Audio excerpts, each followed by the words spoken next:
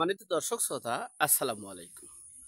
আজকের বিষয় হচ্ছে পিনাকি ভট্টাচার্য এবং কনক সরোয়ার ও সাংবাদিক ইলিয়াস সাহেবের যে বাংলাদেশের যে রাজনীতির হস্তক্ষেপ এবং ডক্টর মোহাম্মদ ইউনূসের উপদেষ্টা পরিষদকে যেভাবে তিনি হস্তক্ষেপ করছেন এবং যেভাবে তিনি লিড দিচ্ছেন, যেভাবে পরিচালনা করছেন, ঠিক সেভাবেই হচ্ছে। সেভাবে তাদের মন মতো হওয়ার কারণেই তারা বিশাল হুমকির মুখে পড়েছেন এবং এমনকি তারা বলেছেন বাংলাদেশে আসার কথা, কিন্তু বাংলাদেশ বিএনপি তাদেরকে দেখতে চায় বাংলাদেশে আসার জন্য। সে বিষয়ে সংক্ষেপে আপনাদের সাথে শেয়ার করছি। দেখেন, 5ই আগস্টের পর আমরা বাংলাদেশের রাজনীতির প্রেক্ষাপটটা, বাংলাদেশের 5ই আগস্টের পূর্বে এই পিনাকি ভট্টাচার্যর যে ভিডিওগুলো করা হয়েছিল তার 99টা ভিডিওই ছিল এই আওয়ামী লীগের বিরুদ্ধে, আওয়ামী লীগকে প্রতিবাদ করার জন্য।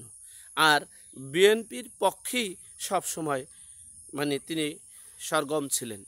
আমরা সবাই মনে করতাম বা বাংলাদেশের আপামর জনগণ মনে করত যে তিনি বিএনপিরই একজন লোক। কিন্তু 5ই আগস্টের পর তারপরও আমরা কিছু 3-4 মাস আমরা বিএনপির প্রতিপক্ষ হিসেবে আমরা দেখিনি। এর পরপরই আমরা দেখেছি বিএনপির যারা সিনিয়র নেতাকর্মী, যারা দিক নির্দেশনাকারী এবং নীতি নির্ধারক, যারা তাদের বিরুদ্ধে প্রতিটা ভিডিওই তাদের বিরুদ্ধে করে যাচ্ছে।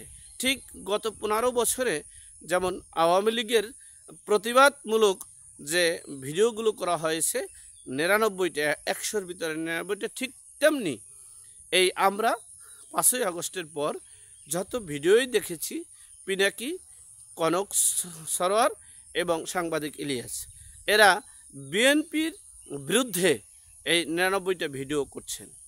তাদের স্বার্থ কি? তাদের স্বার্থ হচ্ছে তাদের জামাতের সাথে তাদের সুসম্পর্ক এবং কিংস পার্টির নেতৃত্বে যারা আছেন, অর্থাৎ কিংস পার্টিকে ডেভেলপ করার জন্য এবং ডক্টর মোহাম্মদ ইউনূসকে আমৃত ক্ষমতায় রাখার জন্য এবং এরপরেই ডক্টর মোহাম্মদ ইউনূসকে রাষ্ট্রপতি করার জন্য যে কলাকৌশল দরকার, যে পদ্ধতি দরকার, ঠিক সেই জন্যই এই পিনাকি ভট্টাচার্য এবং কনক সরোয়ার ও সাংবাদিক ইলিয়াস সাহেব সেই পদ্ধতিতে হাঁটার জন্যই বিএনপির সাথে রীতিমতো প্রতিপক্ষ করে তুলেছেন। এখন বিএনপির যে তারুণ্য, তারা পিনাকি এবং কনক সরোয়ার ও সাংবাদিক ইলিয়াসের বিরুদ্ধে প্রকাশ্যে সংবাদ সম্মেলন করছে এবং আন্দোলন সংগ্রামে মাঠে নেমেছে।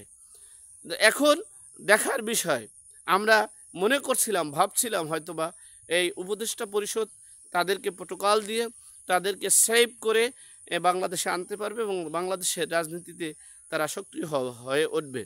কিন্তু দুঃখের বিষয়, বিএনপি তাদেরকে বাংলাদেশে আসার মতো পরিবেশ আর রাখছে না এবং তারা যদি বাংলাদেশে আসে আরও হিতে বিপরীত ছাড়া ভালো কিছু হওয়ার সম্ভাবনা অন্ততপক্ষে আমি আমার ক্ষুদ্র জ্ঞানে দেখছি না। যাই হোক, সর্বোপরি কথা হচ্ছে বিএনপি যে সিদ্ধান্তহীনতার কারণে আজকের যে অবস্থা, সেটা দায়ভার বিএনপিরই নিতে হবে। আল্লাহ আমাদের সকলকে সঠিক জ্ঞান দান করার তৌফিক দান করুক। আমিন। আসসালামু আলাইকুম।